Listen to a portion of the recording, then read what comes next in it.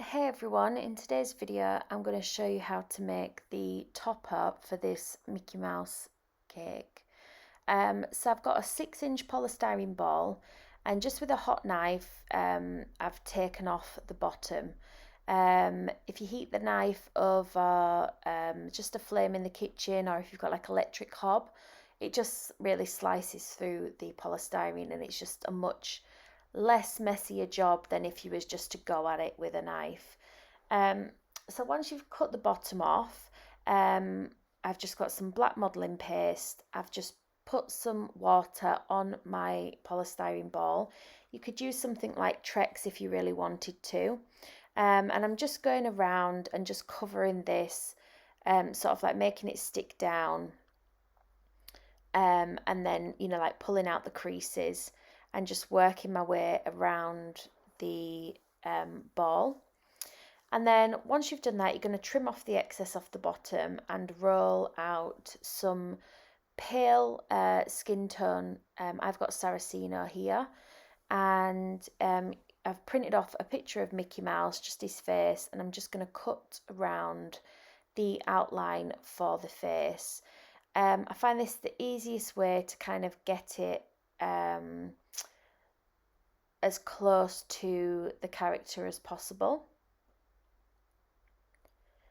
So we're just going to tease that off. Now, if your fondant's sticky, if you put a little bit of corn flour just on the top there, it will stop that from sticking over. So once you've cut that out, we're going to place that back over and we're just going to mark out where everything is. So we're going to mark out the eyes, the pupils, the ridge of the nose, and you can see that I'm just going back over it once the paper is not there, just so that I can get a proper indentation of where things will need to go. And then what we're going to do is we're just going to soften just around the eyes where we've drawn that line. We just want to smooth it out a little bit, just so that when we put the whites in, it sits sort of in that space rather than just like laying on top of it a little bit. So we're just squashing that bit down. And then I'm just going to cut the eyes out of the image that we've got. Again, this is just so that I can make sure that I get the right size the first time. And then with the same method, we're just going to roll it out and we're going to cut our eye shapes out of that. And then with a little bit of water, we're just going to stick these over the indentations. And then just smooth around the edges with your fingers to smooth those bits down. And you can just go in with a Dresden tool and just smooth that over, or push it into any places that it needs to go. You've always got your picture for reference.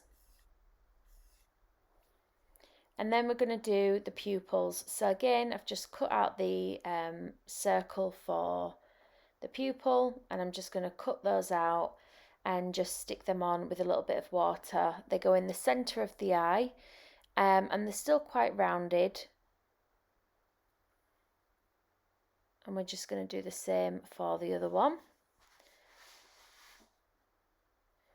So with the nose, I left the nose quite bulky, so I didn't roll out a piece of fondant. I wanted it to kind of come out of the face a little bit so that it didn't look so 2D. And so it's a lot thinner at the bottom than it is at the top. And I'm just smoothing out the edges just so that it's that perfect shape when I take it off the paper.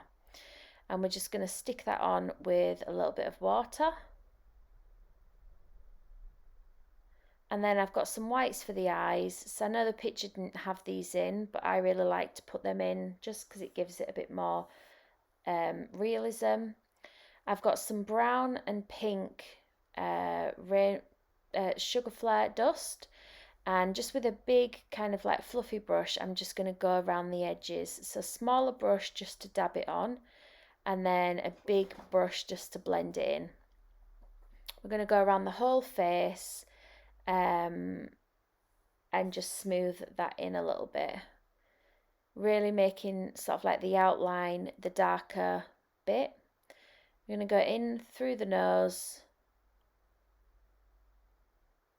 and then around the eyes as well. So the smaller brush allows you to get into the nooks and crannies and really focus sort of like on the edge, whereas the big brush just allows you to blend in what you've put on, so it's not such a harsh line.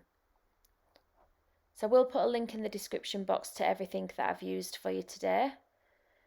So just going around the face, making sure it's all blended in. Now I've got a little bit on the polystyrene ball that's cracked when I was covering it, and we're just going to cover that with the face, so you won't see that once the face is on, and you're just going to wet the ball a little bit and then smooth on the face and smooth it under the bottom. So I've just pulled it up a little bit, trying to smooth outwards so that you don't get any creases, and just making sure that it's all stuck down. And then we're going to do the ears, so rolling out some kind of thick modelling paste, and we're just going to stick some cocktail sticks inside those. So I've used the biggest circle in a set of cookie cutters, and then we're going to place this in to the head. So I've got a skewer that's got nothing on, and I've popped that in and put a bit of water in there, and then just using my pliers just to pull that ear down. And then doing the same thing again. So if I was doing this again, I would move the ears down slightly so that they're more on the side rather than being so far on the top. So some yellow modelling paste, and we're going to make the crown. So we're going to carve like, I don't know what shape this is, but it's like a bit of a rainbow, I guess. We're going to turn it upside down, and then you're going to cut your triangles out. Now this is kind of thick because it does need to be able to stand up. We're going to remove those inserts and then just smooth over the sides of each spike. A strip of fondant just to go across the bottom,